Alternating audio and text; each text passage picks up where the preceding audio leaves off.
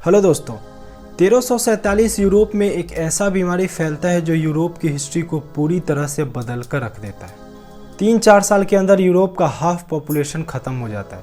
Estimate के according 75 to 200 million people Europe में मारे जाते हैं। हर तरफ मौत का मंजर दिखता है दोस्तों यूरोप कॉन्टिनेंट के अंदर। सेंचुरीज लग जाती है यूरोप को अपने पॉपुलेशन को वापस से रिकवर होने में।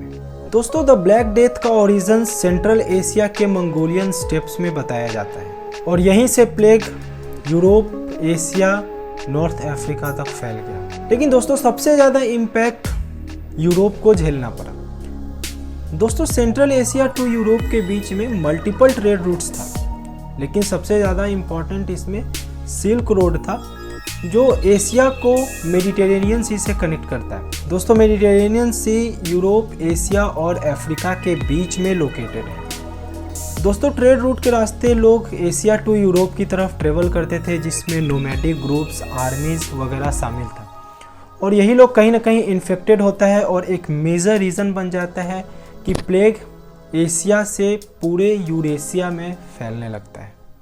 दोस्तों, क्राइमिया के पोर्ट ऑफ काफा से प्लेग यूरोपियन सॉइल तक पहुंच जाता है और इसी दौरान 1343 to 1344 के बीच में मंगोलियन आर्मी काफा को सीज करती है और ये लोग पहले से ही प्लेग से इन्फेक्टेड होते हैं। इनके आर्मीज में जो भी प्लेग से इन्फेक्टेड होता है और जिसकी डेथ हो जाती है, उसकी डेड बॉडी को ये लोग शहर में फेंक देते हैं, जिससे ये बीमारी और भी तेज़ी से स्प्रेड होने लगता है। कुछ लोग मंगोलियन आर्मी के डर से शिप को डिफरेंट पोर्ट से लेकर भाग जाते हैं, जो कि रीज़न बन जाता है कि ये बीमारी और भी डिफरेंट डायरेक्शन में तेज़ी से फैलने लगती है। दोस्तों, 1347 से लेकर 1351 तक प्लेग पूरी तरह से यूरोप में एंटर कर गया होता है। हर तरफ मौत का खौफनाक मंजर दिखता है यूरोप में। किसी को कुछ समझ नहीं आ रहा होता है कि क्या हुआ है। दोस्तों, काफ़ी लंबे समय के बाद रिसर्चर्स एलेक्जेंडर यर्सिन एंड किटासेटो सिबासा ब्यूरो ने डिस्कवर किया कि द ब्लैक डेथ एक बैक्टीरिया यर्सिनिया पेस्टिस से हुआ था, जो squirrels, rats, chipmunks, prairie dogs से भी होता है। और रिसर्च में ये भी मालूम हुआ कि यर्सिनिया पेस्टिस का 3 वेरिएंट्स था। ब्यूबोनिक प्लेग, जो कि सबसे ज़्यादा मौत का कारण बना और सबसे कॉमन भी यही था। दूसरा था सेप्टिसेमिक और तीसरा था न्यूमोनिक प्लेग। दोस्तों, जो भी ब्यूबोनिक प्लेग से अफेक्टेड होता था, उसके बॉडी के नेक, आर्मपिट और ग्रोइन साइड वाले एरिया में एक सोलन लिम्फ नोड्स निकल जाता था और विद इन अ वीक लोगों की मौत हो जाती थी।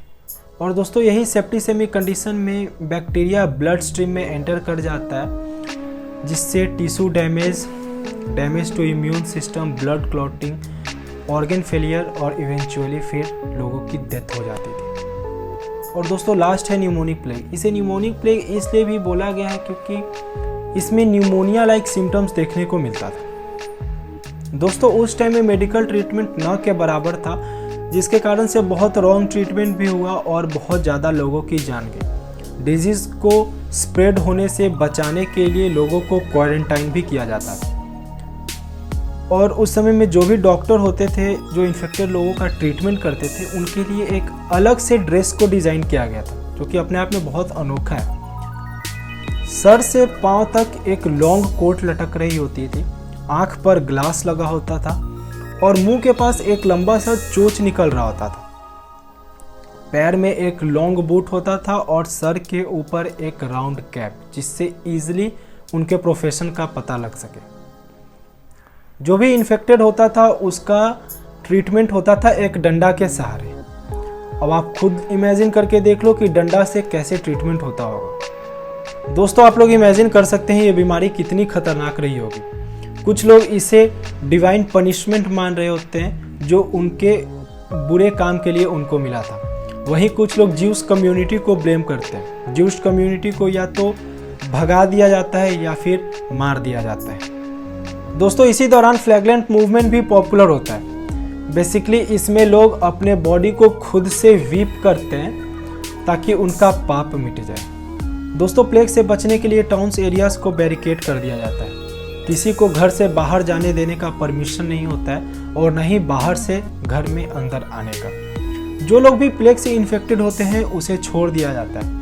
अगर किसी के घर में मालूम होता है कि कोई बीमार है, भले ही वो प्लेग से हो या फिर सर्दी जुकाम किसी भी चीज़ से हो, पूरा का पूरा घर जला दिया जाता है परिवार के साथ ही। दोस्तों, शहर में इतना डेड बॉडीज था कि पेरिस का ब्यूरियल ग्राउंड कम पड़ गया डेड बॉडीज को दफनाने के लिए। Sicily, north Africa, Italy, Spain, France, Austria, Hungary, Switzerland, Germany, कोई भी ऐसा यूरोपियन कंट्री नहीं था दोस्तों जो द ब्लैक डेथ के इम्पैक्ट से बच गया। दोस्तों, इतना डिपॉपुलेशन होने के कारण पूरे यूरोप कॉन्टिनेंट के अंदर सोशल, इकोनॉमिक, डेमोग्राफिक चेंजेस देखने को मिला। दोस्तों, इतना डिपॉपुलेशन हुआ कि यूरोप का पूरा लेबर मार्केट ठप पड़ गया। जो लेबर बच गए उनका वेजेस का डिमांड बढ़ गया। मार्केट में बार्गेनिंग बहुत ज़्यादा देखने को मिली। दोस्तों, खेतों में अनाज रखे रह गए, वहीं पर सड़ गए क्योंकि लेबर ही नहीं थे। फ्यूडल सिस्टम पूरा डिसरप्ट हो गया। जो लैंडलॉर्ड का पावर हुआ करता था वो अब नहीं रहा क्योंकि लेबर की अवेलेबिलिटी ही कम हो गई। दोस्तों, यही टाइम था जब लोगों का इंटरेस्ट आर्ट और लिटरेचर में बढ़ने लगा। आर्ट और लिटरेचर में द ब्लैक डेथ का भयानक दृश्य को दर्शाया गया। दोस्तों, इस एरा में काफ़ी चेंजेस देखने को मिला यूरोप कॉन्टिनेंट के अंदर। लोगों का इंटरेस्ट बढ़ने लगा art, literature, philosophy, scientific exploration जैसी चीज़ों में। Leonardo da Vinci, Michael Angelo और विलियम शेक्सपियर जैसे लोग आर्ट और लिटरेचर में अपना कंट्रीब्यूशन देता है और यही सब चीज़ साथ मिल करके पुश करती है रेनेसांस को स्टार्ट होने में। दोस्तों, द ब्लैक डेथ हिस्ट्री का सबसे डेडलीस्ट पैंडेमिक माना जाता है जो 13th सेंचुरी में यूरोप कॉन्टिनेंट को झेलना पड़ा। I hope you like the video. धन्यवाद।